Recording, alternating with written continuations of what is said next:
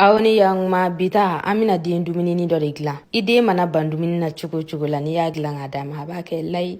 An ka karɔti kolen jɛlen pasi ani foromanzi den kelen.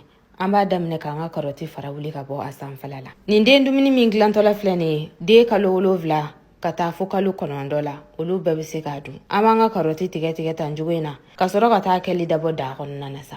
Vitamini caman kolokololen don karɔti la min ka ɲi nɔ den ɲɛkisɛ ma a n'a farikolo.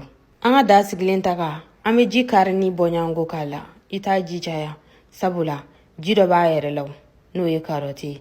An b'an ka karɔti k'a la ka sɔrɔ k'a bila a ka balabala sa. Miniti 15 bɔɲango kɔni a kan ka se.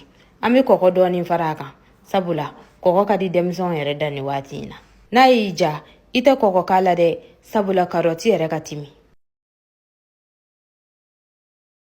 Miniti 15 selen an b'a lajɛ n'a magayara. Komi aw yɛrɛ ɲɛ b'a la a magayalen don an ɲɛkɔrɔla la dɛ. An b'a ta dɔrɔn ka taa sin ni foromanzi ye. An b'a sin ni foromanzi ye dɔrɔn i tɛ foyi wɛrɛ fara a kan bilen. N'a sɔrɔla den ɲi ma bɔ nka ɲintara b'a da, i b'a to ɲara ɲarani ka k'a la. O b'a to a ɲintara ɲɛɲɛ bɛ ban dɔɔni.